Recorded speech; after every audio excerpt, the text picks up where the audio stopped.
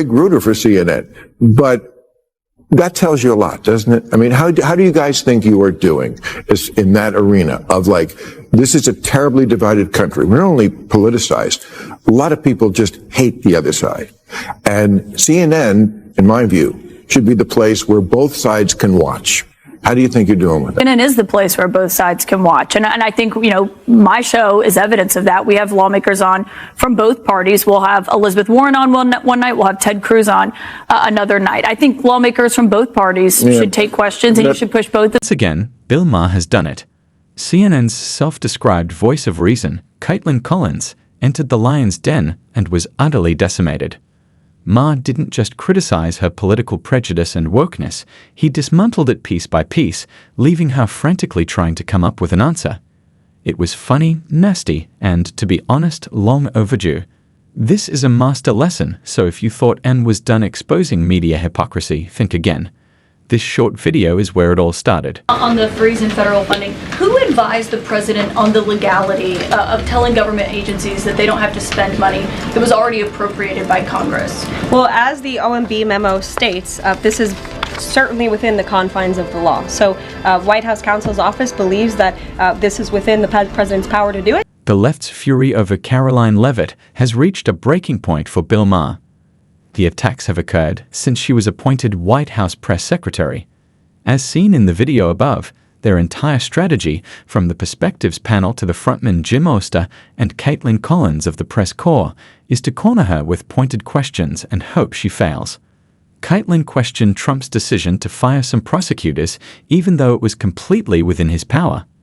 She inquired in the hopes that Karoline would give away the spoiler, even though she and we both knew it. Kaitlan couldn't let it go, but Karoline didn't, and she responded with a straightforward, sensible response.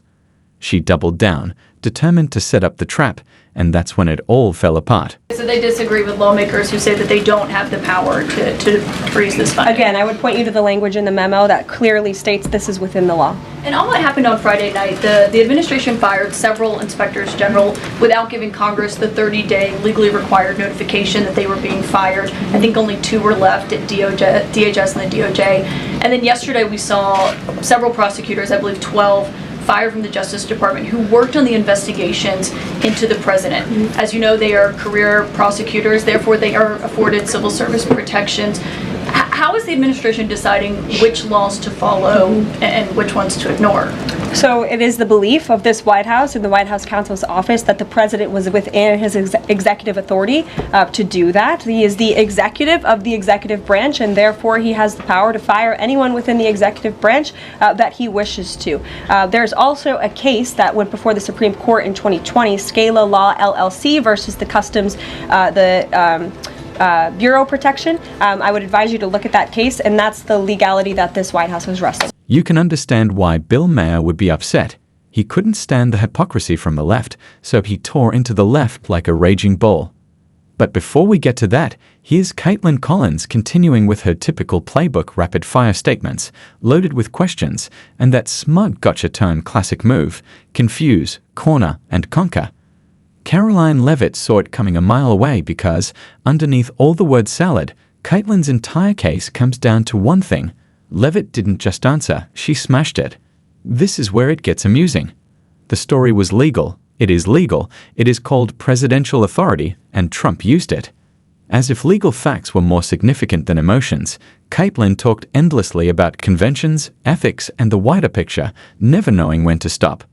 Leavitt, meantime, stood coolly and collectedly, teaching a master lesson on how to use only reality to destroy aroused tales. Confident that if they bring lawsuits against you, the prosecutors who were fired, that they will succeed. We will win in court. And yes. Did he personally direct this, given they worked on the classified documents investigation and the election interference investigation? This was a memo that went out by the Presidential Personnel Office, and the president is the leader of this White House. So yes. Karoline Leavitt's calmness and sharp intellect are nothing short of impressive, while Kaitlan Collins fired off question after question, each one more convoluted than the last. Leavitt never flinched. She didn't fall for the bait, didn't get tangled in the word games. Instead, she cut through the noise like a hot knife, through butter separating the chaff from the wheat and zeroing in on the core issue. No matter how Kaitlan tried to spin it, Whether with moral grandstanding legal gymnastics or Fox concern, Levitt kept her cool and delivered the same answer just wrapped in different parcels. It was legal for Trump to fire the prosecutors, plain and simple.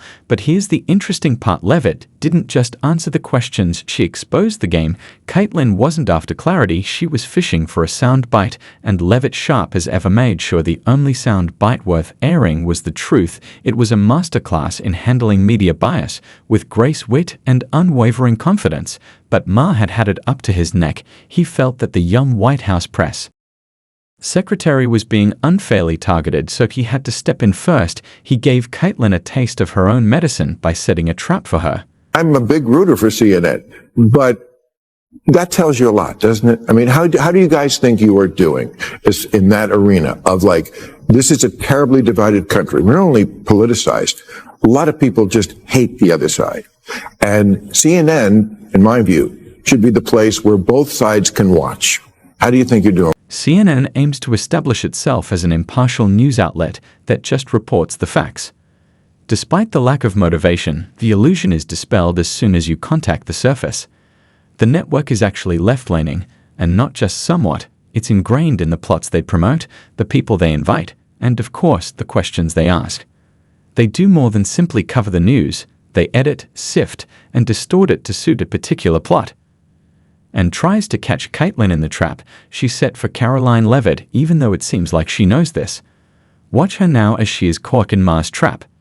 With the typical PR spin, Kaitlan began by announcing that CNN is a fair and impartial platform that welcomes opinions from people of all sides, regardless of their political party or ideology. She gave a few token examples to support it. Ted Cruz was with us. Elizabeth Warren, as though inviting a few well-known guests, demonstrates ideological balance. But the issue is this. Cherry selecting a few appearances is like putting one green grape in a bowl of red ones and calling it a fruit salad. It doesn't alter the network's general left-leaning slant.